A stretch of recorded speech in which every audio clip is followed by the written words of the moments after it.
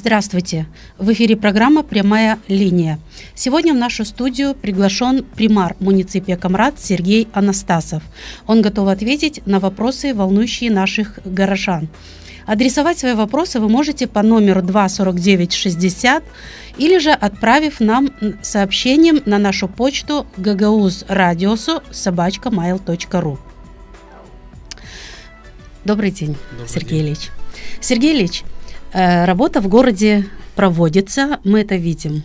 Нельзя это не отметить. В основном это ремонты улиц в центральной части города, и это похвально, да? Вот первый вопрос, что меня интересует, и думаю, что интересует многих горожан, вот откуда деньги на эти ремонты? И из городского бюджета при мэрии или же вы привлекаете грантовые какие-то поступления? Расписать хочу наши остатки. Не то, что остатки, а те средства свободные, которые мы можем использовать, да, для благоустройства нашего города. Если наш бюджет составляет 72 миллиона лей, то из них около 12-14 миллионов лей, те, которые мы можем инвестировать в наш город. Это в том числе и на дороги, на дренажи. Из этой суммы мы каждый год, ежегодно, минимум 4 миллиона лей инвестируем в проблему Суканала. Это новые водопроводные трассы. В прошлом году это был Салкым-Сока, Турна-Сока. В этом году район Танка, потому что муниципий Камрад по сей день огромные потери воды. Около 70% было, сегодня уже меньше 50%. Поэтому мы инвестируем для того, чтобы уменьшить вот за 4 года примерно сколько, о какой сумме идет речь? Вот сколько вы инвестировали? Ежегодно от 3 до 6 миллионов лей. Ежегодно мы инвестируем именно в это предприятие.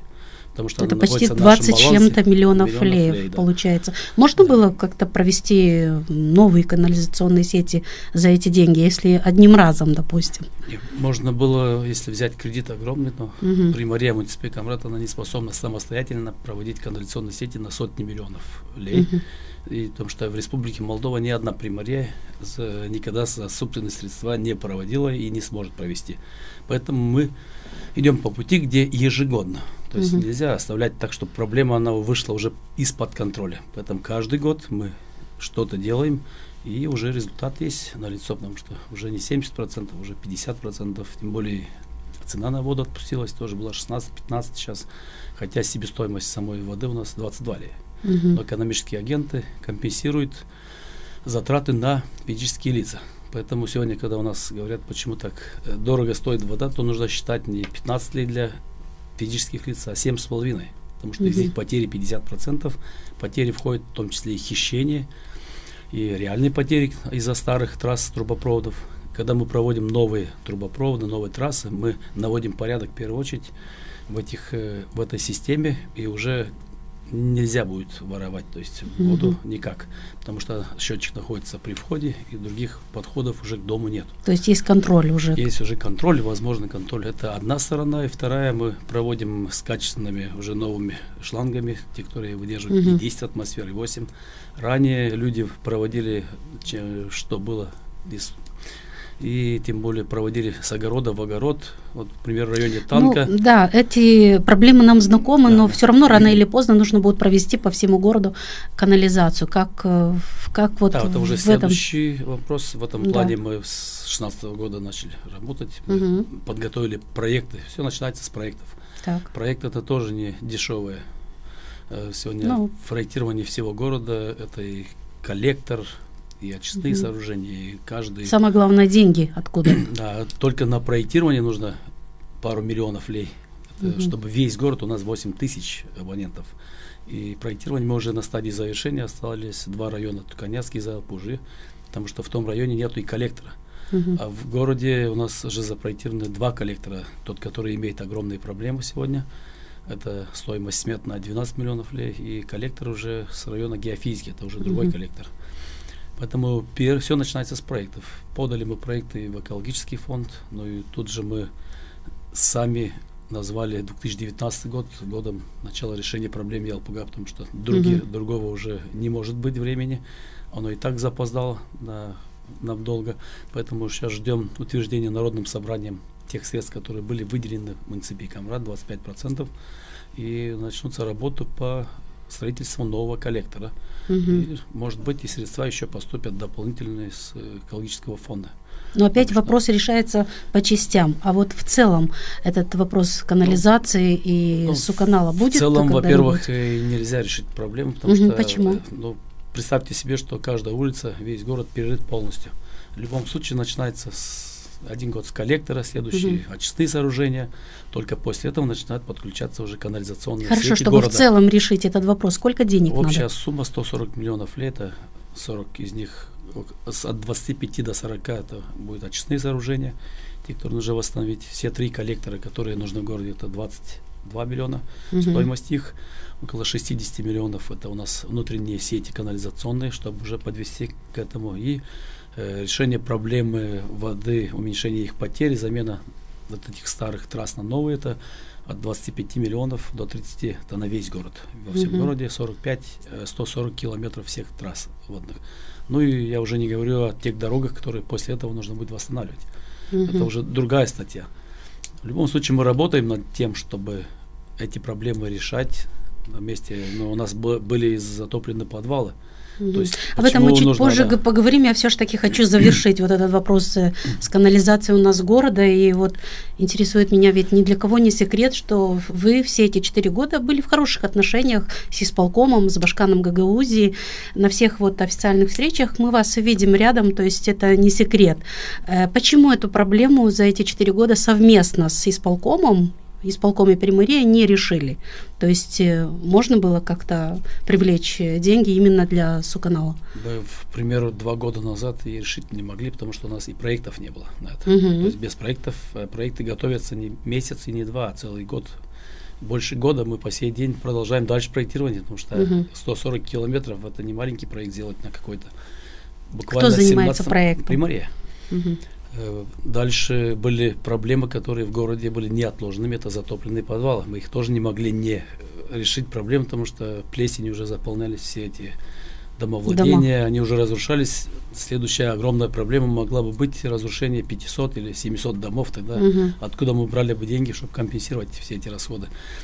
Эту проблему мы еще 100% не решили, но в том районе, где мы уже... А каким образом решается? Что вообще на сегодняшний день? Было А давайте мы по затоплению подвала чуть позже поговорим. У нас есть просто телефонный звонок. Не хочется задерживать наших радиослушателей. Давайте наденем наушники и послушаем. Вопрос. Алло? Здравствуйте. Здравствуйте. Представьтесь нам, пожалуйста, откуда вы звоните. Я с Камрата звоню насчет дороги. Так. Мы живем по улице Нахимова. Я в прошлом году тоже обращалась. Очень плохая дорога, даже белого варианта нету. Сейчас соседи у нас здесь копали канализацию еще. Вообще дурдом, ребенка ведем в садик по уши в грязи. Улица Нахимова, да? Да, улица Нахимова. Я и в прошлом году задавала вопрос. Вы сказали, что в проекте мы есть, не знаю что. И вот грейдер прошел. Мы думали, что вот-вот и нам улыбнется счастье, но, увы. Другие дороги сделали, к вашим тоже дойдем и сделаем обязательно. Хотя бы белый вариант, мы уже не хотим брусчатка, не знаю что, хотя бы белый вариант. Спасибо, поняли мы ваш вопрос. Улица Нахимова, да, это какой район, где это? Возле бензовода, район бензовода. Ага, за Елпужей. Понятненько. Спасибо. Ну, ваш ответ? Я уже пишу себя. Да. Нужно отправлять, что делать после маленькой Пасхи. Там будем обязательно и завершим эти работы. Что по сей день мы работали. Но вы там начали делать работу? Нет, у нас улиц очень много, дорог где-то 300. Поэтому мы друг за другом эти улицы делаем.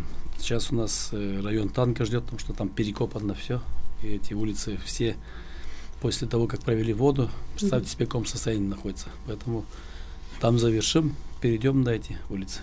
Вообще мы нашу передачу начали с проблем дорог. Сразу я так понимаю, что людей волнует этот вопрос. Вот я задала вопрос, откуда деньги. Может, это грантовые деньги, вот что вы немножко рассказали, потому что понимаем, что сделать дорогу – это очень дорого. 60% электората волнует именно дорога, в первую очередь. Ну, конечно. Мы назвали с вами огромный... Причем в вашей предвыборной программе, мне помнится, это было номером 1 сделать дороги в городе. Да, я на предвыборной программе так и говорил, что от 2 до 4 километров дорог мы будем строить ежегодно или ремонтировать. Мы строим их гораздо больше.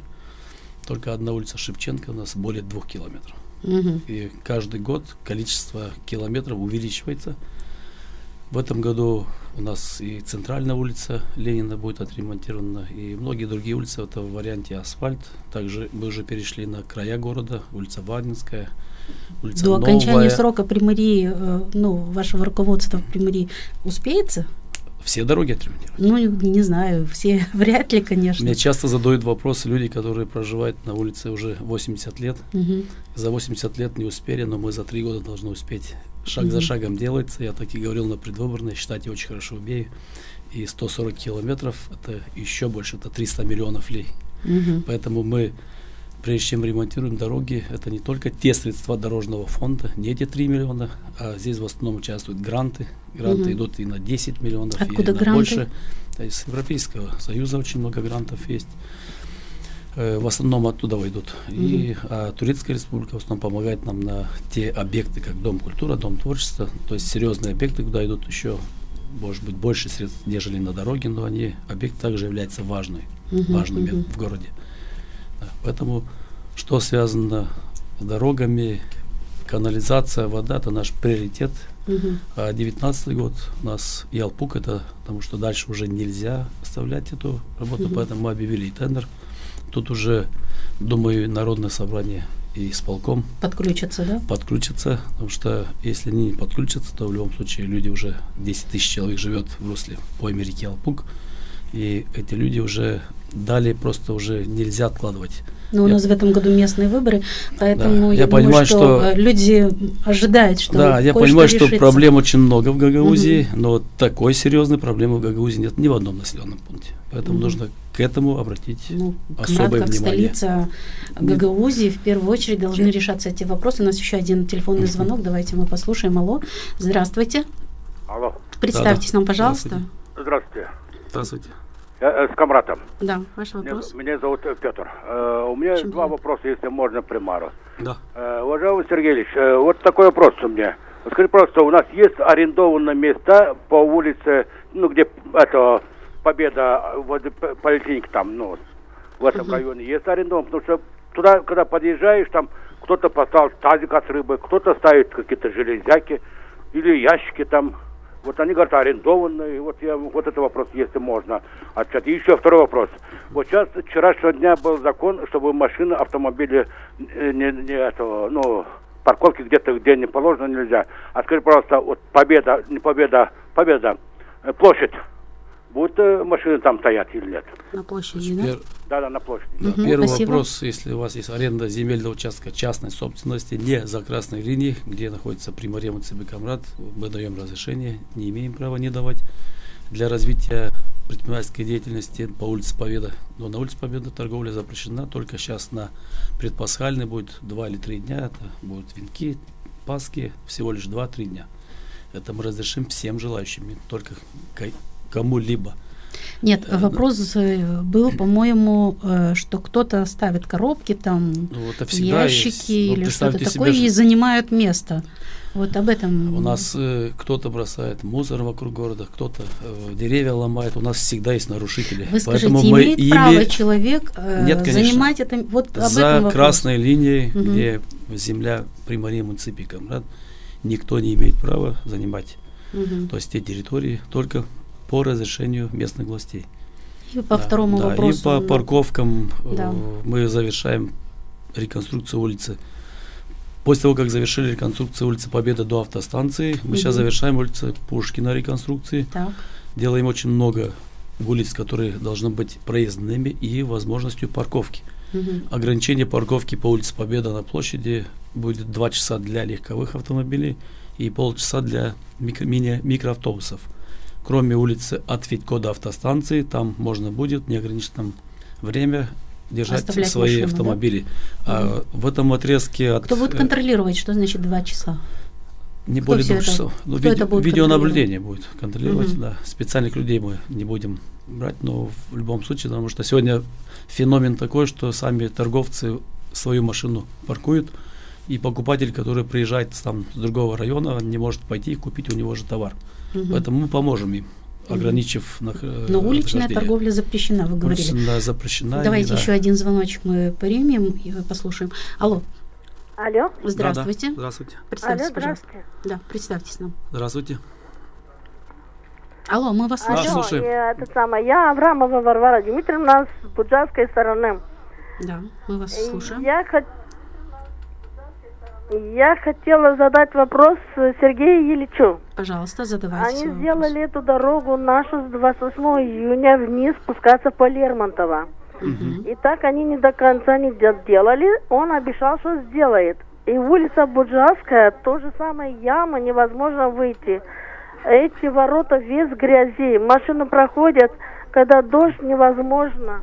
И можно хоть эти дырки закрыть там, чтобы хоть эти ямы не были? Можно, если улица Лермонтова появилась уже, то появится и улица Смотрю, Винника вот и дальше. Сделали, поднялись чуть-чуть туда, вверх, наша, то 28 июня.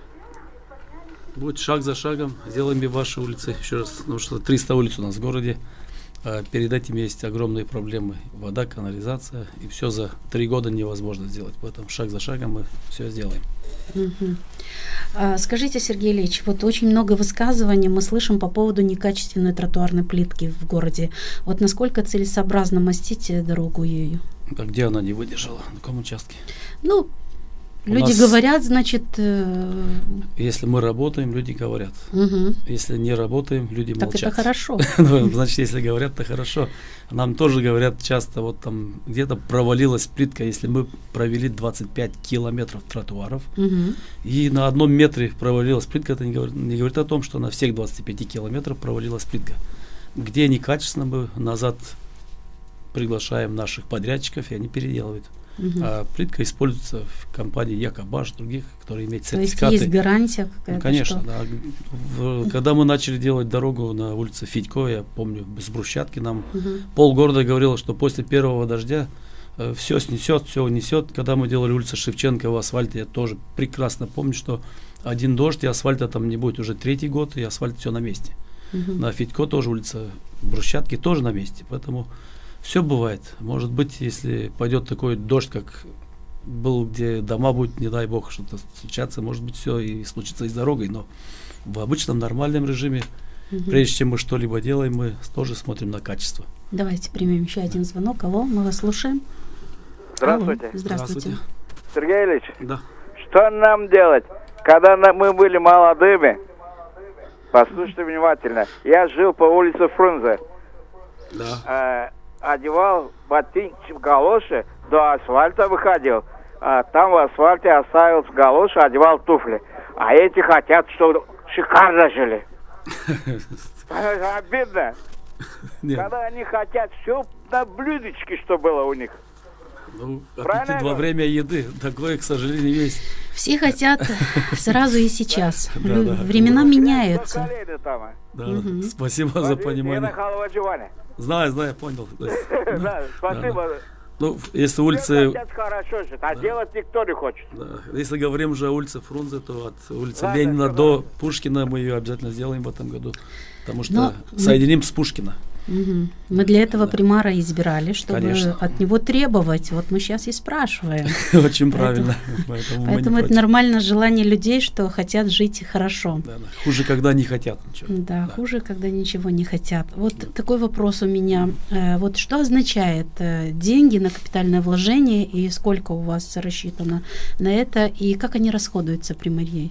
Ну, к примеру, в прошлом году и позапрошлом те средства, которые были на КАП инвестиции, они в основном шли на компанию Фуджикура, которой мы, тоже наш компонент. Уже, в принципе, с примарией? КАП инвестиции идут с исполнительного комитета, 2 варианта: местные и региональные. Те, что были региональным компонентом, они ушли на привлечение и как такого инвестора, как Фуджикура, это подготовка помещения, чтобы сдать в аренду. И местный компонент, который был наш. И наши средства в прошлом году также ушли на Фуджикуру, потому что не хватало несколько, и на индустриальный парк. И перед этим 2 года шли на реконструкцию, на строительные работы в районе затопленных подвалов, на строительство дренажей, проблем решения с водой и канализацией. Вот туда мы направляем наши КАП инвестиции. В этом плане другие города, конечно, более счастливые, им не нужно сегодня инвестировать в эту проблему, а нам приходится. Поэтому... У меня есть сообщение, я хочу прочитать. Так. Уважаемый Сергей Ильич, Просим вас посодействовать также и в открытии детской площадки по улице Кузнецова, так как в нашем районе она отсутствует.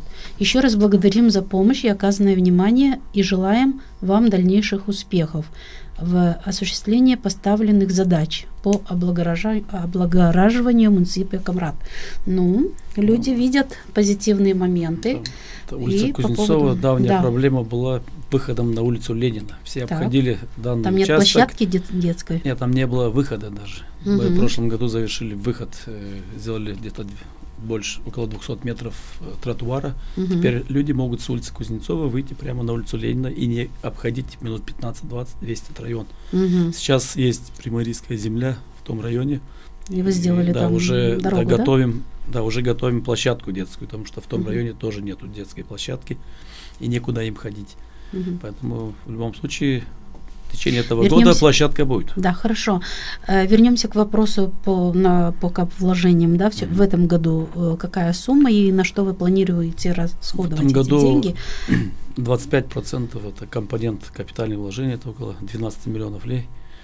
Из них то есть как вложение, я так понимаю, это свободные деньги, это и на ваше усмотрение? Не на наши, это у нас свободные деньги свои есть. При Марии Муципи Камрат. Плюс как вложения, это 12 миллионов лей, которые мы расходуем на Суканал, я перед этим говорил. Половина из них идут на подземные проблемы, это дренажи, это Суканал и так далее. Чистка русла реки Алпук. А тот компонент, который идет с исполнительным комитетом, тот, который распределяется Народным собранием, это 25% для Камрата в этом году распределили. Из них 6 миллионов. О какой сумме идет речь? О 12 миллионах. Из них 6 миллионов на коллектор мы запланировали, то, о чем мы с вами. Поэтому мы ждем решения утверждения Народным собранием данной суммы, чтобы мы могли продолжить работу по коллектору. Остальные средства, у нас сейчас строится стадион, нам нужно подводить коммуникации к нему, строятся другие объекты, поэтому вот остальные 6 миллионов, они идут на вот эти части, другие расходы. Но из них 6 это на решение проблемы коллектора. И мы чуть-чуть говорили по поводу затопления подвалов, да, что решается в этом вопросе. И по этим домам, что по улице Котовского, люди спрашивают, вот что необходимо сделать, чтобы помочь этим людям, и как решается этот вопрос. Там не сделать, там мы уже сделали, провели 4 дренажа, это по улице Котовского, Московского, Чкалова и Герасимова. То есть частично эта проблема уже рядом решена. С улицами уже воды, многие подвалы сухие, но те подвалы, которые находятся за 150 метров или от подвала, каждый месяц все ниже и ниже уровень воды, не в зависимости от того, что дождь идет или не идет. Поэтому мы не можем расходовать огромные средства, то есть из-за одного года, когда в течение года будет прояснена ситуация. Нужно ли строить еще дренажи, к примеру, по улице Победы, там, по улице Мира. Поэтому мы смотрим на ситуацию, когда она улучшается. И в некоторых подвалах еще есть по 20 сантиметров, 30 воды еще есть, те, которые дальше находятся от самого дренажа. А большинство подвалов, 80-90%, они полностью сухие уже. Может, потому что не так много дождливый год? Уже 3 года есть дренажи, там вода не появилась. В прошлом году есть год дренажам, 2 года. Во-первых, 10 кубов в час вытекает из 4 дренажей дебит воды. Это 240 кубов каждый день, а в месяц 6000 кубов. Поэтому сам район опустошается, то есть обезвоживается. И нету ни одного дома, где уровень воды поднялся бы назад. То есть все время медленно, но уходит. Поэтому мы не торопимся. Мы торопимся сейчас с канализации от освобождения до Чкалова. И по улице Чкалова. Вот тут мы уже установим канализацию, потому что канализация тоже решает проблему, так как причиной являются септики, те, которые были ранее построены. Большой объем воды в город приходил, а уходить некуда было уходить. Поэтому они, естественно, вода нашла себе ближайшую точку, это подвал. Это причина. Вода находит себе путь. Давайте еще один звонок примем. Алло. Здравствуйте. Алло. Алло, здравствуйте. Да, представьтесь, пожалуйста, мы вас слушаем. Сергей Ильичу да. Вопрос. Извините, я камрадский. Бориса Главана у нас в прошлом году протянули водопровод. Перерыли мы как-то, подровняли. У нас есть тут соседи Бундикапы. Взяли, сделали дамбу где-то на полметра высоты. И прибыли ваши какие функции выполняет у вас Küçük? Küçük констатация факта нарушения. А, ну Да. он приехал, и это землемер. Михайлов, да? Ага. Мы вот это все уберем, щебень привезем, идите посмотрите, какая дамба, нельзя. Они вышли оттуда с нижней стороны на 5 метров от ворот своих. Ага. Это Бориса Главана, какой номер дома? 26. Ага, 26, да? Да. Это соседи, да? Да. Ага, ну самый частый вопрос задаются соседи. А в чем там Поэтому проблема, что произошло? Да, мы подняли, люди защищают как бы свои дома и иногда переизбытком всего этого. И несмотря на что проблема может нанестись с другой улицы. Поэтому после того, как воду провели в этих, там еще и воды не было. Турносака, других люди даже воду не имели у себя дома. Вы можете себе представить? 21 век, представляю. Да, и муниципий Камрат, который является лучшим налогоплательщиком Республики Молдова на душу населения. И в Гагаузии 150 миллионов лей выплачивает, а назад мы получаем 54-5. То есть и наши камратчане как бы молчат, потому что понимают, что не только один Камрат есть в Гагаузии. Но чтобы воды не было, у нас, это, мне кажется, в наше время, да? В наше время, да, нет ни одного населенного пункта, где нет еще воды. У нас есть следующий звонок, давайте мы послушаем. Алло, здравствуйте. Здравствуйте. Здравствуйте. Добрый день, Сергей Ильич. Добрый день. Это муниципальный советник Дмитрий Манов. Да, Дмитрий, слушаем. Значит, у меня такой вопрос. Конечно, 4 года прошло и нашего муниципального совета, и примарства, и башканства. Как вы считаете, каким образом должно было быть решено в городе, вот с канализационными сетями? Мы видим, что в городе, как было 4 года назад, 25% канализации было, оно изменилось, но не сильно. И вот с коллектором, я знаю, что взяли кредит, там экологический фонд дает деньги, исполком что-то помогает. Но вы считаете, что когда вот, допустим, 4 года назад, если мы взяли бы один кредит большой, да, на Камрат, исполком стал бы учредителем, или как там правильно, и мы бы могли решить проблемы города. А так, получается, даже эти 25%, которые имеют канализацию, они все стекают в Елпук, там страшно проходить через этот Елпук. Вот сегодня у нас проблема коллектором такая, что 97% он забит уже. 3% всего лишь пропускная способность. Когда мы обращались за средствами, еще было 10-15%, и все эти стоки не стекали в русло реки Елпук. Поэтому сегодня уже можно смело констатировать экологическую катастрофу. Уже все стекает в само русло. Ну и мы уже поэтому и объявили тендер на сам коллектор. Мы объявили его на 19-20 год, потому что на 19 немного средств есть. Ждем утверждения Народным собранием этих средств, которые были выделены. Я вот не могу понять, почему все-таки мы этот вопрос, эту проблему решаем кусочками. Почему нельзя вот целиком, вот совместно с исполкомом, с Народным собранием, вот решить этот вопрос для города и все, и забыть, чтобы не каждый год об этом говорить, и не во всех передачах. Вы имеете в виду коллектор, очистные, канализации, дороги все вместе сразу решить? Ну, дороги уже, ладно, это другой вопрос, но канализацию в городе и воду, чтобы все люди имели воду, да. У нас есть еще один звонок. Да, слушаем. Алло. Здравствуйте. Здравствуйте. Я хочу задать вопрос Сергею Ильичу. Да, слушаем. Сергей Ильич, вы примар, хороший примар. Ben isteyemeyen size sorma bir iş. Size Kumrat'ta ihtiyarlara veriyor padarak. A küylere o yok mu? Kime yok? Küylere. Biz cevap verirsek sadece Komrat için köylere yok bizim. Siz nereden açtınız bize telefon? Hiç şey yok Сергей. Светлыйдан. Telefon açtınız bize ne söküydün? Sветлыйдан. Ha? Siz nereden, hangi köydensiniz? Svetli.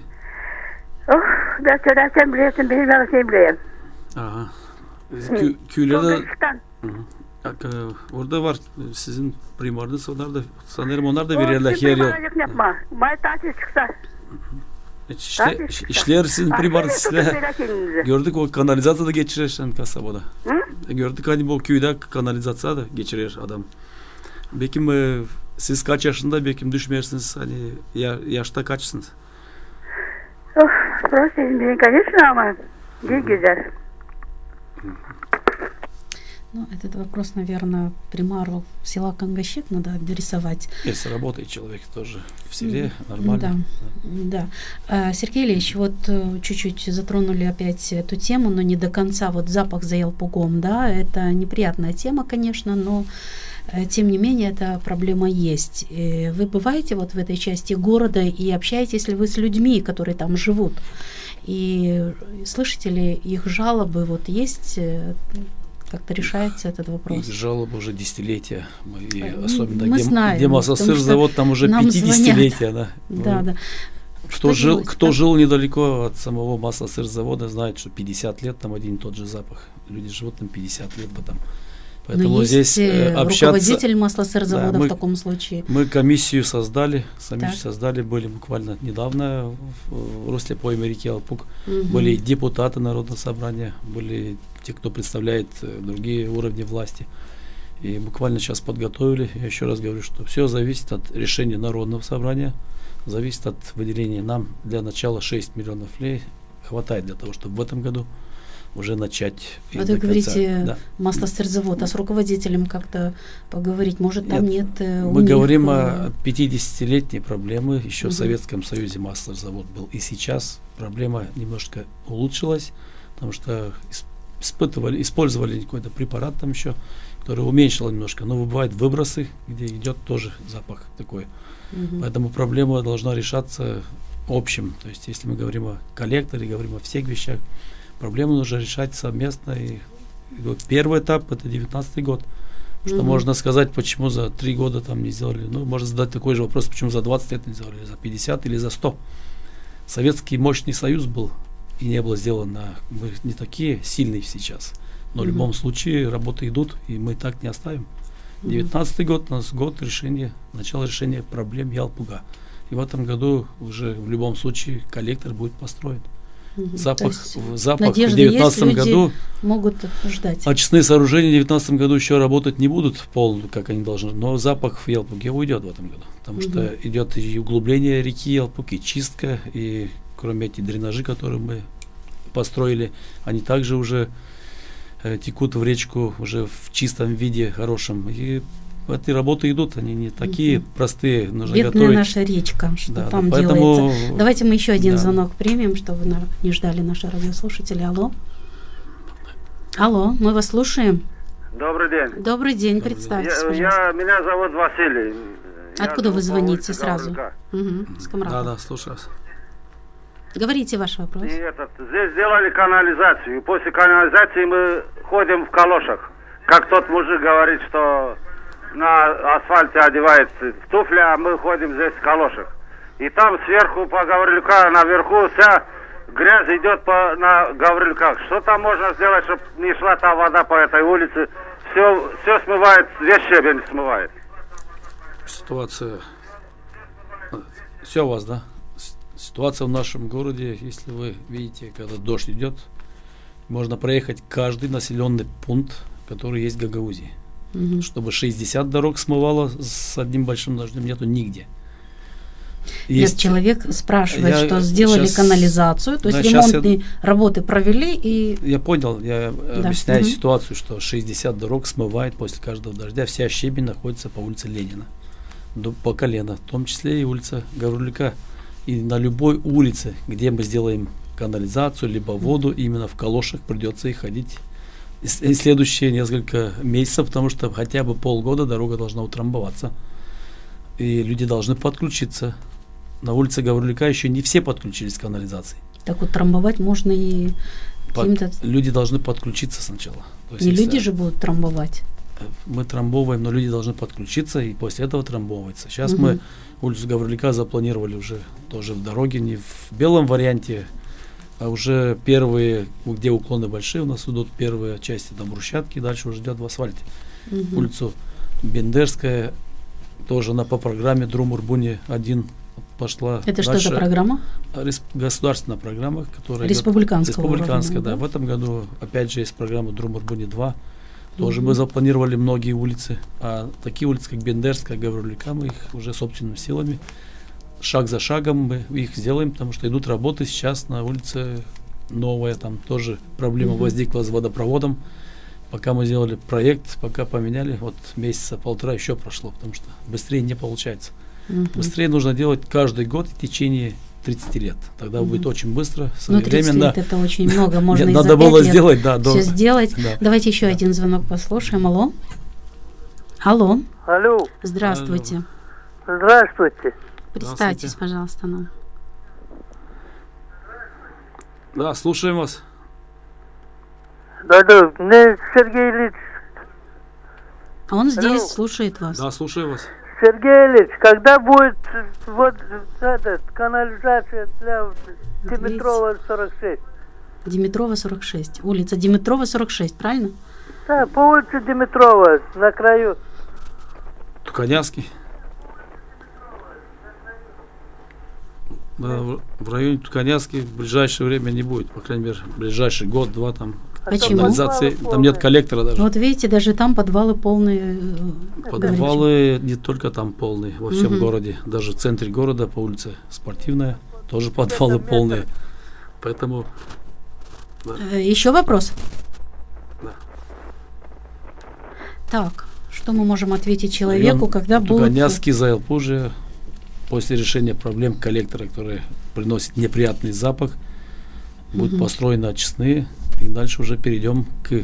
Но видите, это самая больная тема у нас в городе, это канализация. Я думаю, дороги что... самая больная тема, потому что 60% ректората, я вам об этом говорил, что их интересуют дороги. Почему? Понятно, что нужно сначала делать канализацию, потом дорогу. Нам часто этот вопрос задают люди, но они не знают, на какой улице мы сделали наоборот. Мы любой улице, которой делаем дорогу, мы обязательно проверяем канализацию, либо проводим, только после этого делаем дорогу. А дороги почему важнее? Потому что когда идет дождь, мы не можем за один день восстановить Может, все лучше дороги. провести все-таки работу, канализацию по всему городу, а потом уже начинать делать дороги, потому что, мне кажется, это опять же будут лишние израсходованные деньги. Давайте еще один звонок лучше послушаем. Год за годом по несколько километров да, делать. но делать сначала дорогу, а потом канализацию, мне кажется, тоже неправильно. Мы делаем сначала канализацию, потом дорогу. Хорошо. Ничего не делаем наоборот. Давайте еще один звонок примем. Алло. Алло, здравствуйте. Здравствуйте. У меня вопрос это Сергей Ильичу. Да. Сергей Ильич, это жители улицы Островского. Да, слушаем вас. И будет что-то у нас в этом году по этой улице? Что-то, что именно? Ну, или канализация, или дорога, да? Канализация есть. Уже хорошо. Воду протянули. Вы имеете в виду, где 6-я школа? Да. У вас по программе Друм Урбуни 2 мы включили эту улицу туда, и она будет в этом году заасфальтирована. В этом году? Да, в этом году, да. Там обещали 480 метров? Да, до Пушкина. И Герасимова, да? Да. До Гаврилова. До Гаврилова. Герасимова. Да, она будет в этом году, потому что они включили уже программу. В прошлом году они отказались от нее, потому что канализацию провели, и не село все как положено. Ну, в принципе, и правильно. В этом году будет Да, в этом году будет, да. Детям где идти по тротуару и не идти по этому. Ну, там и тротуар у вас появился. С улицы Ленина до Пушкина, да. Дальше то нету. Да. Ладно. Да, дальше будет тоже, не все сразу, да. Да, дорога будет. Будет, да? Да. Хорошо, все, спасибо. Хорошо, давайте мы попробуем поменять тему, если жители нам дадут. Вот данный житель ответил на тот вопрос, который вы задавали. Буквально в прошлом году мы провели канализацию, и в этом году он уже хочет дорогу. Да, но это надо по всему городу. То есть мы в один год должны провести 140 километров канализации, в следующий год сразу 140 километров дорог. Так получается. Поэтому я считать умею хорошо и знаю, что год за годом, километры за километрами. Нельзя в один год провести 140 километров канализации и сразу следующий год сделать что-то. Мы говорим о 500 миллиарда лей. Каждый год, как я и обещал на своей предвыборной, от 2 до 4 километров делается. Город у нас имеет 230 лет, он не имеет 3 года. Поэтому аппетит, я понимаю, что приходит во время где-то... Это не аппетит, это наши жители хотят жить в хороших условиях, это нормальное мы сами хотим сделать хорошие условия. Поэтому... Конечно. Давайте следующий звонок примем. Алло. Алло, представьтесь нам, пожалуйста. Добрый день. Добрый день. Это звонит с Буджака. Слушаем вас. Я хочу задать вопрос господину Анастасову. Вот как ехать в сторону Камрата от КХП, Были очень много деревьев срублены. Вот там открыли кассел, там открыли еще агромагазины. Вот. Обязуете ли вы их, чтобы они вместо срубленных деревьев посадили новые, хотя бы по периметру своих там ограждений? Или же выделяете им какую-то там землю, пусть они садят эти деревья, пусть доведут, как говорится, до ума, вырастят их, вот, и хоть чтобы какое-нибудь озеленение было. Ну, а кем они были срублены? Рубить, а никто не садит. Кем они были срублены? Они, согласно, это республиканская дорога, все тополя, которые растут вдоль дороги, они являются собственностью, то есть Друмбур. То есть и они, естественно, взяли разрешение, Приморье также дают разрешение, но в любом случае они сажают вместо одного дерева 5 и 10. Только в этом году было посажено больше 2000 деревьев. Естественно, что вокруг всех объектов будут высажены деревья, они уже и высажены во многих объектах. Без этого нельзя нам. Очень правильный вопрос человек задал, потому что рубить деревья рубим, а надо и сажать. Поэтому в этом году увидели акцию. Ну и призываю наших жителей, чтобы каждый хотя бы посадил одно дерево, то уже будет 25 тысяч деревьев. Вот каждому очень неплохо посадить одно дерево. И у нас в городе появится 25 тысяч деревьев. Давайте следующий звонок послушаем. Алло. Алло. Здравствуйте. Здравствуйте, мы вас слушаем. С Камрата. Да. 40 лет Победы. У нас здесь с водой, с башней. Проблема. Да. Мы Илья Ильичу написали там телефон, что встретиться с ним. 40 лет Победы за Алпугом? Да. Там, где в этом? Да, я на башня, что-то говорят, что Сивов купит башню. Говорят очень много у нас, но никто ничего не купит, и никому ничего не продаем. Как и рынок купили, тоже говорили, что... Правильно, потому что мы поставили башню все сами, это самое, сейчас, Сивов хочется купить его. У нас сплетников очень много, к сожалению, в городе. Да, то есть вы подтверждаете, что ничего не продается? А что мы продали? Потому что мы верим Анастасову, что правильно. Он работает хорошо. Да. И ничего мы никому не продадим, ни Сибову, ни Курдоглу, ни любой фамилии, да. Как и рынок не продали, как тоже пугали. Тоже не надо продавать. Да. Ни в коем случае мы поэтому сделали публичной землей на рынке, чтобы ее не продавали. И даже после нас. Да. Спасибо, что вы делаете, брусчатки делаете. За Алпугом сделали брусчатку в школе. Да, спасибо. Мы очень любим, как вы работаете. Ирина Влах тоже хорошо работает. Но просто, да, этот Девлет нас уже заколебал точно. Мы сегодня говорим о проблемах города. Давайте мы не будем трогать политику. Надо было бы дома, чтобы сделал дороги, все, он не сделал ничего, все своровал. А сейчас говорит, что ворует Ирина Влах, не знаю кто.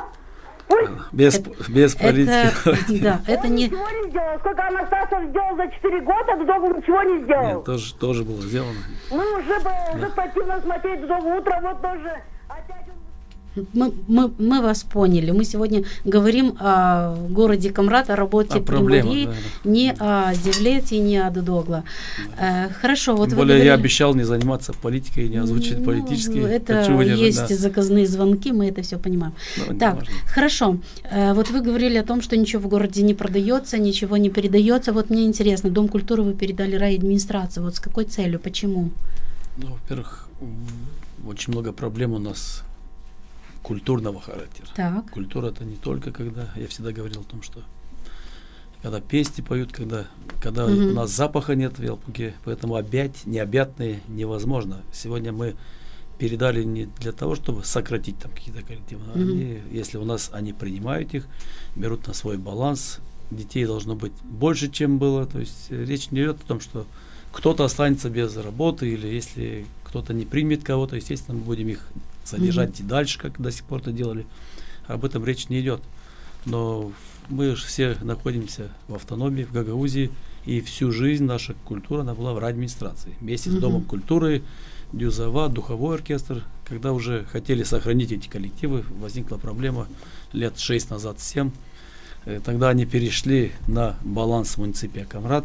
И, конечно же, ущерб бюджету был немаленький. Ущерб был? Ущерб был, потому что Гагаузия не хотела содержать тогда коллективы на тот момент. Отказалась, и тогда было вынуждено эти коллективы сохранить. Это какой год? Это 14-й год, может даже 13-й. Кто был примаром у нас? В тот момент был Николай Харлампиевич. Мы сейчас никого, на тот момент было принято муниципальным советом такое решение, чтобы сохранить коллективы. Вот нужно было их перевести на бюджет, на баланс муниципия Камрат. Но это не маленькие деньги, это 4 миллиона, 5. И сохранять такие коллективы за такие деньги, естественно, что у нас и коллектора не будет, и ничего. А сейчас как райадминистрация справляется? Еще они не приняли, сейчас должны принять финансовую часть. Пока мы передали, да. Вы передали, они не приняли, получается? Нет, Народное собрание должно утвердить, опять же, дошло до Народного собрания, потому что они всю жизнь там были. Мы не понимаем, что у нас есть другие объекты, и дом престарелых, есть и фиданчик, есть очень много и детские сады у нас в городе. Вы слышите, сколько проблем нам все озвучивают. Есть культурные мероприятия, от которых мы не отказываемся. Номер один — это канализация и дороги. Да, поэтому мы ни в коем случае не закрываем никакие коллективы. Есть согласие между исполкомом, примарией, есть народным собранием согласие, чтобы передать туда, где они были. То есть они главное, чтобы там они были, могли развиваться, потому что конечно, без финансов... там без финансов не будет, что в любом случае, если они... Давайте еще один звонок примем. Алло. Алло. Мы вас слушаем. Да, здравствуйте. Здравствуйте. Меня зовут Александра Камрат.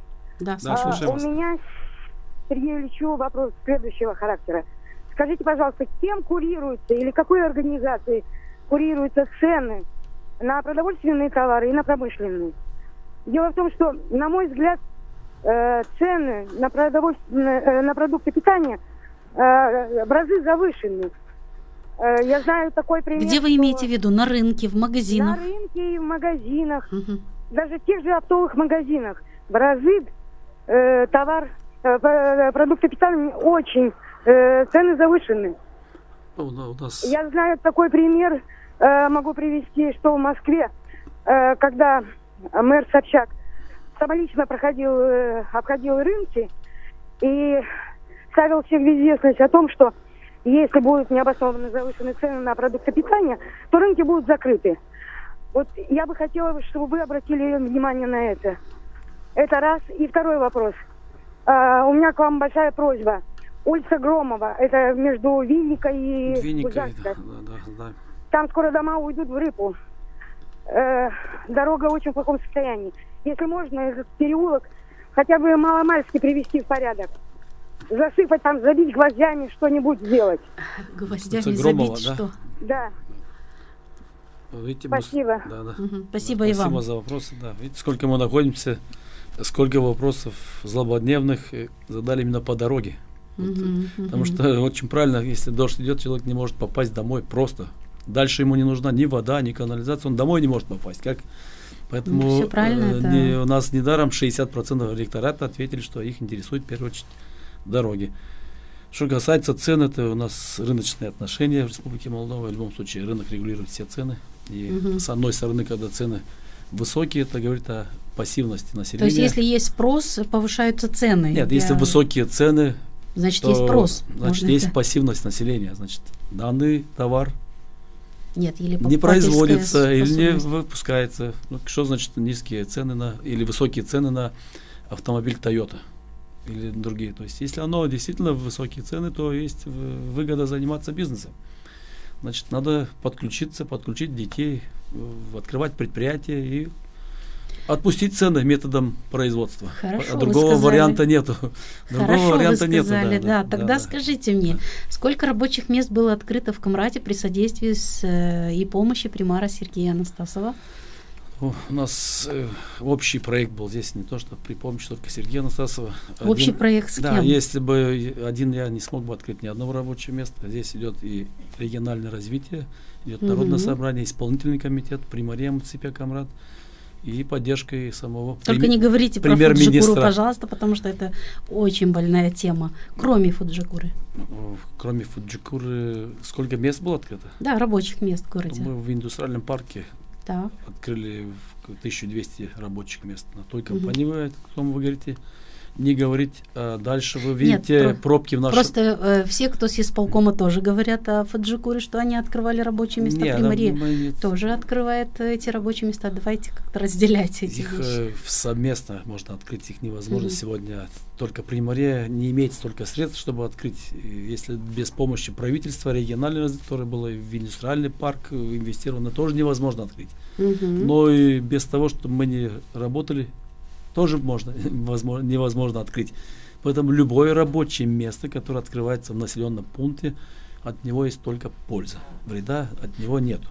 Только я всегда говорил, что те, которые не любят собственный народ, они против открытия рабочих мест. Найдется огромное количество нету, причин. Мне кажется, против. Мы слышим иногда, вот там очень нехорошее рабочее или плохое. Хорошее рабочее, плохое место определяет. Житель определяет города, хочет он там работать или нет. Насильно туда никто не заставляет работать. Если там не нравится и у вас есть способности, открывайте предприятия согласно законодательству Республики Молдова и откройте свои рабочие места. То есть сегодня мы находимся на рынке. Цены мы не можем регулировать, как перед этим вопрос нам задали, либо поднять заработную плату выше, чем у нас есть средняя по Молдове, тоже невозможно. Мы сегодня не производим Мерседес за 5 минут, чтобы мы могли иметь хорошую выручку, прибыль, чтобы могли больше заработной платы платить. Мы не можем это сделать себе позволить. Где находится по уровню экономики Молдова, там и находится. Но вы видите у нас сколько автотранспорта в городе. Уже за открытием индустриального наши люди парка, умеют зарабатывать деньги где-то за рубежом. За открытием индустриального парка и начинается строительство и жилых домов, и других. У нас домов пустых не осталось в городе. У нас население растет, вы видите, по пробкам в городе. Когда вы ранее были километровые пробки здесь в городе, поэтому... Но если проехаться по улице Ленина до Кукурузного, можно увидеть пустые дома, даже по центральной улице. Есть у нас пустые дома. По крайней мере, люди ищут и не могут. У нас не так много времени осталось до конца программы, но у меня еще есть сообщение, я хочу вам прочитать, чтобы вы ответили тоже. Значит, существует ли в Камрате, спрашивают наши камрачане, существует ли в Камрате организация, которая поддерживает талантливых детей? В том числе финансово. Планируете ли вы деньгами поддержать детей, которые представляют Гагаузию на международных площадках? Так, например, осенью на чемпионате мира по боксу поедет юный спортсмен, мальчик из Камрата. А в мае в Сочи в финале международного конкурса «Живая классика» будет выступать девушка-камрачанка. На днях приехали наши дети, победители конкурса «Пушкинская смена». Будет ли для них и для их педагогов какое-то поощрение, спрашивают наши камрачане? Буквально недавно мы вручили премии тем нашим спортсменам, которые достигли высоких результатов. Сумма была больше 240 тысяч лей, это по итогам прошлого года. Вы также видите на муниципальном совете пример самый такой Аня Драгу, которая очень много привезла нам и кубков, и каждый раз мы премируем, и мы всех премируем и поддерживаем по силам своих возможностей, потому что можно разные суммы констатировать, или как часто к нам приходят те же люди, которые нуждаются в социальной поддержке, но надо знать, что социальный налог аккумулируется не в Примарии муниципе Камрат, аккумулируется в другом месте. Есть Министерство культуры в Республике Молдова. Также должны помогать этим детям, которые сегодня представляют Республику Молдова. Мы своим камрачанам, которые проживают в городе, как можем, помогаем. Дети наши довольны этим, отправляем и коллективы ежегодно культурные, которые находятся сегодня в Доме культуры и в Турции, и в Болгарию, и в разные страны. Они показывают ежегодно у нас. Культуру, конечно, да. В этом плане у нас работа поставлена хорошо, и всегда мы поддерживаем. Еще одно сообщение. Значит, в Примарии поменялась система допуска. Как можно попасть к вам? Примару, я так понимаю, как можно получить пропуск, чтобы попасть к нашим местным чиновникам, которые работают в Примарии. По заказу человек, который написал по заказу. В смысле по заказу? Кто не может попасть разве в Примарию? Нет, вы просто объясните людям, как можно попасть. Просто прийти в Примарию и зайти, и вся проблема. Кнопка есть, нажал, и все. Только нужно приходить в среду, если хотите в Примару попасть. Так. Если хотите, чтобы больше проектов было в городе, то оставьте Примара в покое, всю неделю работать, во благо же вас. А в среду, пожалуйста, мы вас ждем. Если не примар, то заместитель его. Поэтому хаотически работать никто бы не сможет. Если мы находимся в Примарии, каждую минуту нас просят на 1 минуту. По одним и тем же вопросам. Это физически, то есть невозможно ответить на те вопросы, которые должны заниматься специалисты. Поэтому прежде чем примару попасть, нужно попасть к специалисту. А если специалист не выполнил ту работу или каким-то образом, ну так мягко выражаясь, то есть в этом случае уже, конечно, нужно обращаться к примару, чтобы он принял меры по отношению к специалисту. Потому что 25 тысяч человек в городе. Каждого мы не сможем принять сегодня. У вас есть приемный день. Есть приемный день, и те же люди, которые у нас дежурные были в примарии, те, которые каждый день приходили, мы их не принимаем, мы принимаем тех других жителей, которые из-за них не могли попасть в примарию. Поэтому, когда в очереди стоят одни и те же, и каждый день, вы извините, каждую среду мы должны принять 25 человек с одними и теми же лицами. Эту проблему мы решили, тех людей мы не принимаем, принимаем новых. Еще одно вот сообщение я хочу вам прочитать. Значит, какова судьба у земельных участков, переданных в аренду под бутики в центре города возле памятника афганцев? Спрашивает. Готовится на совет новое предложение, где должна быть... А что там возле афганцев? Спорный вопрос, который возник, мы тогда строительство остановили.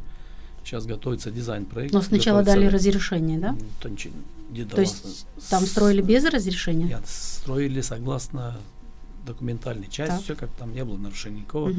Но сам дизайн не подошел, то есть для строительства, поэтому мы приостановили. Пока не будет самого дизайн-проекта, пока он не согласуется с жителями, потому что в городе, если вы найдете хотя бы один бутик, который разрешил примар за 4 года, то можете указать на него. Это был единственный напротив церкви на собственном земельном участке. А так в городе, чтобы на примарийской земле мы что-либо разрешали, такого мы могли бы перенести с какого-то места в другое место. Такое было, но новый бутик мы не разрешали никому. А бутик будет строиться возле памятника? Когда предоставят дизайн-проект, мы его с общественниками, мы уже рассматривали этот вопрос. У нас есть общественная организация при примарии Камрад. И им данный проект понравился, но мы еще хотим его утвердить на совете, то есть чтобы он подошел под стиль нашего города, под дизайн города. Так только в этом случае. По-другому там никто ничего строить не будет. Давайте под конец нашей программы что-то поговорим и о хорошем.